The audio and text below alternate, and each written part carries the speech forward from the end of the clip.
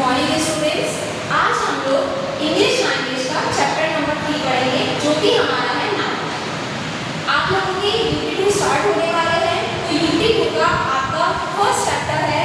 According to book chapter number 3 है। ये unit 2 में जो आपका चैप्टर आएगा वो आएगा चैप्टर नंबर 3, चैप्टर नंबर 4 और चैप्टर नंबर 5, यानी कि आपके 3 चैप्टर यूनिट 2 में आएंगे। ठीक है, तो अब हम शुरू करते हैं chapter number 3, that is noun.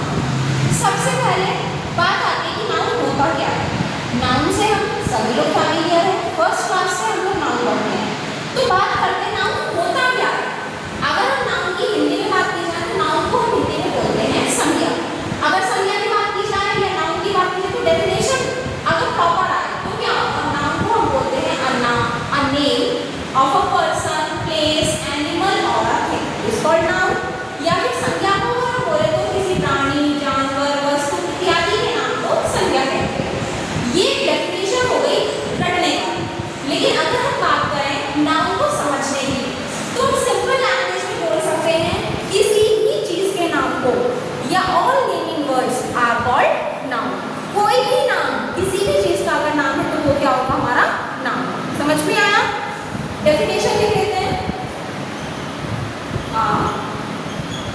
Name of a person, place, animal or a thing called noun। अब अगर हम बात करें एग्जाम्पल की तो एग्जाम्पल में हमारा क्या आ सकता है, जैसे किसी का नाम हो गया राम, काऊ भी नाम है ना, तो या फिर हमारा गोल्ड, ये सब हमारे क्या होते हैं, नाउन। क्लियर? अब बात आती है कि नाउन हमारे कितने प्रकार के होते हैं, यानी कि how many kinds of noun we have. हमारे नाउन कितने तरह के होते हैं, तो हमारे 5 नाउन होते हैं। कौन कौन कितने तरह के होते हैं, 5 प्रकार के। कौन कौन से काइंड्स ऑफ नाउन? सबसे पहले आता है आपका प्रॉपर नाउन, सेकेंड आता है आपका कॉमन नाउन, थर्ड आपका आता है एब्स्ट्रैक्ट नाउन, फोर्थ आपका आता है कलेक्टिव नाउन और 5 आपका आता है मटीरियल नाउन। अब देखिए ये सब क्या होता है, इनमें डिफरेंस क्या है। प्रॉपर नाउन मतलब व्यक्तिवाचक संज्ञा। प्रॉपर से ही हमें समझ में आ रहा है कि जब कोई चीज प्रॉपर, जैसे कि मेरा नाम है हिमांशी, तो अगर बात हिमांशी की जाएगी तो आप मेरे को ही पहचानोगे। या फिर जैसे आपका नाम है दिव्या, शौर्य, इस तरीके के जो भी नाम होते हैं वो क्या होते हैं, प्रॉपर नाम। जैसे गंगा, रिवर का पर्टिकुलर नाम हो गया गंगा, यमुना, ये सब क्या हो गए हमारे प्रॉपर नाम। जैसे कि गंगा या फिर हिमांशु, इस तरीके से ये सब हमारे क्या हो गए, प्रॉपर नाउन। वही बात की जाए कॉमन। कॉमन होता है हमारा जातिवाचक संज्ञा। कॉमन में क्या आ जाएगा, जैसे कि टीचर। टीचर में आपके जितने भी टीचर हैं सब टीचर आ जाएंगे। आपको क्या पता कौन से टीचर की बात की जा रही है। या फिर डॉक्टर, ये सब क्या होते हैं हमारे कॉमन नाउन। क्लियर? नेक्स्ट आता है एब्स्ट्रैक्ट नाउन। एब्स्ट्रैक्ट नाउन को लास्ट में देखेंगे, पहले आते हैं कलेक्टिव नाउन पर। देखो कलेक्टिव नाउन, कलेक्टिव मतलब समूहवाचक संज्ञा।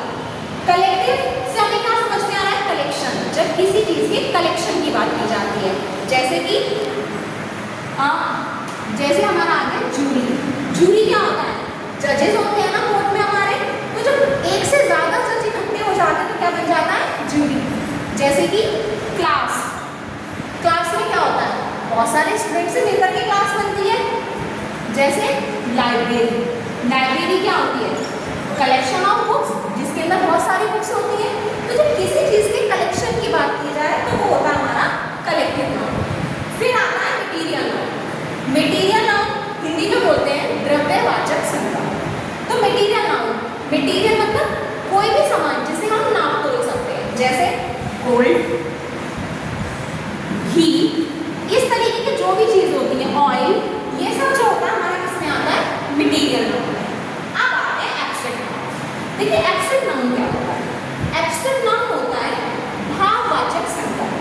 भाववाचक, भाव से हमें समझ में आ रहा है कि जब हम क्या करते हैं, मतलब जिसमें भावनाएं होती हैं, जैसे जो चीज़ हम देख नहीं सकते सिर्फ फील कर सकते हैं, जैसे चाइल्डहुड यानी कि बचपन, फ्रेंडशिप,